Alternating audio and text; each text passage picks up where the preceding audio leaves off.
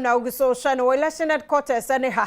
Enti abato na to form yede bebro na mame na Dominion herbal powder herbal center for us one more draw Dominion herbal powder no eno eyo immune booster betumi aboa wa yi krankro bia enti so immune system asrafo na woni padua mu ahoden wo mu a yare bia nka dem ti no de ohia ne se wo benum bia no pa ene anwumre wo de so de na de agum na wanom sa wo honam mu twetwe kotodwe waposo eyo ya de wo hia ye Dominion herbal ointment no ena wo hia sebe ya de betwitwi wapo no eso wo mo eka ho bi na ye de ye bedwam dwumadie yi ebro wo wadaro mame nkona CJ ye krado na ye nhwe ya sha abato no ase CJ ye hwede ekoso ho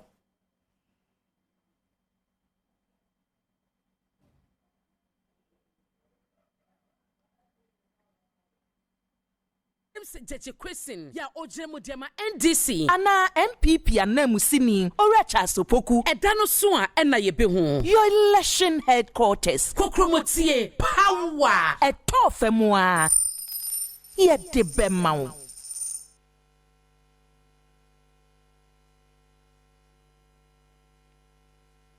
Ada Electoral Commission edi share say Assin North by election no embrace no ende enti osha it's a big day here and nyama bebre ekoso from if Sunday I babedru hanom no nyama bebre na akoso osha o time no enche bia abato no ebe hyase but ahomboa no so far pe nia yen de ani ehu no eye fantastic osha Electoral Commission mechi hanom o ma isha o nyama kama in all no 99 polling stations ewo Assin North constituency na yeba betuaba but park kese ya mijina so yi aha na kwese ada no NPP amayoko no eyo mo final rally park esopa ahankwa no ye wo 3 polling stations na ewa ha nti ene ohwa amadwuma no me producer ye be no ha dodo no a ewa ha no nti 3 polling stations ewo baby a mijina eye Assin Breku DAJHSA yanhwe yetete tweka bi wo ho mekọ honum but na ye pese ehu nia ekoso ho nti di machi na yenkohwe nia ekoso ewo ho. There's one of the polling stations wa hanuma as them say menteme ho ase bi esi wo honum ti quickly ye be dashe akọ honum ne akọhwe nia AC ewo ho NDC for kuo bi wo honum a omo chese sikache bi ekoso ofie bim ewo ha and that is what we want to find out if it is indeed true na ye de ho amane de abro nti yenko na fei yenko nkwohwe ne ekoso no quickly na yenfa ho amane bo no emfa emro aban we do mama fa ha na mama kwaye adwuma kakra nti stay with us na yenfa amane no nyina emfa emro aha ya election headquarters kokromoti power meeting the chief Jerry Force ne yenko na fei yenko nkwohwe dia ekoso ewo eho no yenko na fei yenko team okay mamene electoral officer twetwe enkomo abema mpato Adom TV sunie abada wan aha we mumo okay opani mpato Adom TV sunie emwache nua den na ekoso yi yan de ye hye niam but omo nka ho omo gina na mo kasa omo kasa se den na what is obi ko yes ko sika bi na mesi police for no pam omo fiwa no mo so ahefo na echeska omo ya ahefo akasa minimum because me begina ha no mete say ohwe efie ya wo machi he ya dabi anya wo se me de maso abeto fam wa ha efie bi wo machi na mo chese sikache bi ekoso ho enu ti na person me find out police for no pam omo fia they are disturbing us and one okay all right enti yankwa na fe yankwa nkotie nia ewo mu ankasa Adom TV sunie higher election headquarters na yentie nia ekoso ha opani Adom TV sunie people tell you from the Costa the Costa no then ekoso to basi ye nuanu MPP foi efie no makogu ana sika ana dai omo etel brahase efie ba ya anti take efie ni short mame take lead ana ho no chese efie no mo chesika de ho no anti nyina ebekọ ye akwaji sika ni bi animo mu no abebu ebeja aba ne yedai eto ye nyina yedai yekọ Swanjwe fio Adom na edai egu ho no iti police for boy ho ban na sad ne kwa ho de a ye nyina beja ato ne nyina edai yakwaji sika no mum ne edwa aba ne to okay enti ye hwe na fei yenko hwe de a ekoso ewo efikro no a wo mo eka wasem na Adom TV Adom 6.3 FM enti ye be ko na fei ye kwa hwe de a ekoso ewo fie ho bra solo bra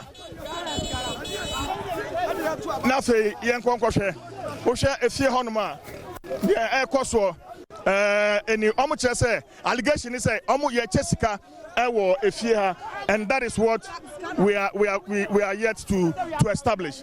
And Why is it somebody residence? No, but we want to find out, please. Well, yeah, you are no the line no money who say Nipa Bibri, Bora, Ubi so be no be and yes, that's small will be so messing Korea. Koso to Nipakone by any on your so monitor no say yes. I don't know beginning no me saying could be a better own child ya no about 1,000 cities. It's who Obia Betua on to my on 2 men PP no magic 1,000 cities. And I say see an electoral commission no any info no more announcement to say Obia for mobile phone in your day inside the hall. It won't just Obia for mobile phone right inside the hall. And quickly 1 year saying Obia Rasimla Bajena Faya Day Konakoto. It's the monitor Yajina Yankofo Jina or Yankofo Bewuram. Ebinma Bewuram monitor for Nina Diaba Sky Kusua Day. If you are wife, if you are no dear. Yeah, any fear. No, this is what we have. Okay. I'm saying Toka Esiwaha, Yansha near Kosoha. It is alleged Jessica Chebi Air Koso, and a day Mpensenpensemu Wansu Abba, and I will share this live or Adom TV. Following our social media, we really want to find out near Air Koso, Ewaha, and you are saying, Jessica. I say, Omo Muketi that confusion, I hope free baby no matter. Mobile and I plan to about me about police station B. What I say, I hope one person created that problem. I say, Hano, MPP stronghold and unbreakable problem. But me come over here say, wow, we are Baba Kroma, Bleku, Mobian friend Yagro. Wow, we are Ababa Kroma, creative program. I asked at Memuforo. Me don't yame ever funu. What's any pan ever funu? My money be so if you have wife here, if you are me pato penny be a fan of penny chamu about one tiasi or wakabe ni fie. It's a dear pan a cost of you wanna pay. We want to know. Yanko for Omufi Accra. Ebai, Mina Milidium, Omufi Accra, and the Kumasi by Ahumachiano Mubedu, and you know, Michelle, a meeting. What I say, you know, myself, I am because a quick whenever Obian Cheska and who created since a man for Jessica for say, I didn't problem that I ever. Namen Subatini say, Moya say, Obia Kwakotua, on chat, no magic 1,000 cities. Okay, all right. One skin away. I'm just say, one man and Casabania, and say, Ucha. Now, 1,000 cities. That's what we are hearing. And it's not true. It's a lie. It's not true. Nobody have said anyone to anybody anywhere. Have you been there? What was you been there? It's not true. It's not true. They are not sharing money. No, I asked you, what did you go to do? It's not true. They are not sharing any money anywhere. That's and yes, you know, Muka say, oh, 10 million, I say, 1,000, no Cocotuaba, and Yano Code, it's never true. And Yano Code, Biada, I have propaganda in my head, and Yano Cre, mechanical some of Radimus, and Yano Omu, no more car, and Yano Cre. Okay, but and young one say, Omu, no Macassi, Jessica, say, and Shamuka cabin, I am minimum, Omusiano. I know because we say, Omu Jessica, Omusia, honor, Obiako. Obia Jessica, minimum say, okay. Adom TV, a higher election headquarters, and a pair make us say the answer to Median about Bashasi and Sa, but Enyasha Sempono, Mentame Huasia, Esiwa Hanuma, the Ayati and say, Fiabiwaha, Sikachebi Air Koso, of course, Wama Kohonso say, Shiamu, Kakanomo, Shiamu, and so there are conflicting stories and responses. Open your saying. Yes, Listo Lazombila, former Paris Youth Organizer. For which party? MPP. For MPP. I can confirm this morning sharing. I am part of the MPP intelligence team on the ground, and I saw it with my naked. You are part of the MPP intelligence team. Are you sure? Yes. No, I can't believe you. Yes. How can you say this? How can you say this? That he's part of the MPP. The NDC chairman, we got them at Fosu. Okay, so you are. I am Fosu NDC chairman at Fosu. Oh, okay. Yes, we went there. We met them. Okay, but we are dealing with this situation. This is complete fabricated propaganda. All right. Thank you very much. Propaganda. Thank you very much. Thank you very much. Am I? And yeah, so ewaha enono yemfa nkomo ensa nkomo ensa so we are live on Adom TV, Adom 106.3 FM, Asempa 94.7 FM, and tension was high. Oshe dia so na pay ya afekwa ni asha abato no ase, but chaotic, quite chaotic. Enti yankwa na fei yankwa to dwumedie no, so stay with us our social media handles ni nyina so na yemfa ne ebekọ so ha bia no yemfa emrel yemfa ne ebekọ so ha bia ne yemfa emrel ante bra and say okay enti yankwa na fei ne electoral commission adwumayefo no enko twetwe enkomo ekwa aboacho ya Adom ha ekwa bra ekwa yekukrumpo o na ebeswa CJ anopai ni ekoso no se ohwe Methodist Primary any JHS nie haye according to a funeral report ayenya no haye MPP stronghold omoto aba wo ha nhihye mu na MPP enawine eti se wo hwe ha efiri ahomache NDC for na ye se omama omani ada ho ompese omuhu ni ebekoso wo ebia eti sane ubi se fie ho no mo any we no omasem a omo ka se eye omo nkrofo omo firi baabi baaye ena omo ni omo hia no pay no because NDC for ne namu ase wahu abetirefo bi namu nti no ugina baabi a na oma begina wo nchen ugina baabi a na oma begina wo nchen ese obi a na dwen se obema nani ada ho eti baabi a enopai mene ABF se ni kasaye no o chese baabi a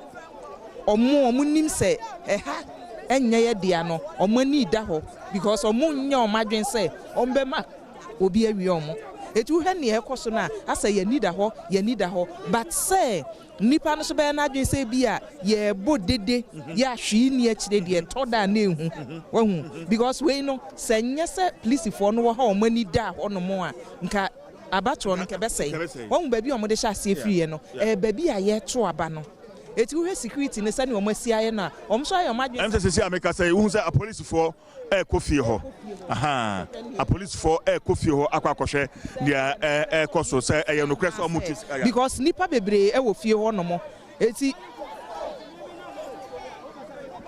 well nya kan say ntokwa na asie no ntokwa na asie no ahwefo say wo hwa ayentokwa ekua this is getting bad.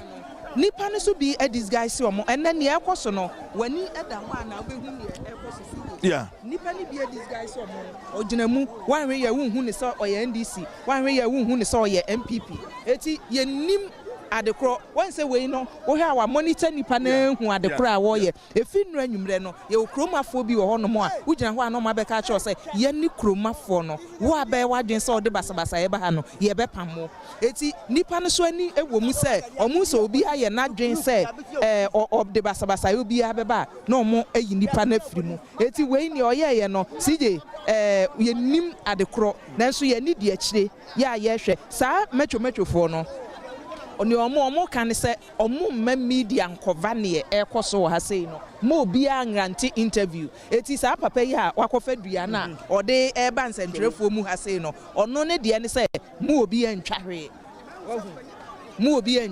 e wo ha sei but ya basa ye be adwuma watama ye ntwa odi dua eba ye so se wo ma ye nya adwuma so that it can happen asase no agina so no eye oman krom ha ye ba se akwa ahemfo nche e wose eni eti wu ntumi nkasa ba bi egina me enyina ho okay right nti ma yefa we ensi ha na fe yen crossover back to Omahina Kwabena Santini team na omo studios na fe omo so man higher election headquarters ye kukrumponie na ye beso stay with us meeting Eddie Chief Jerry Forsen.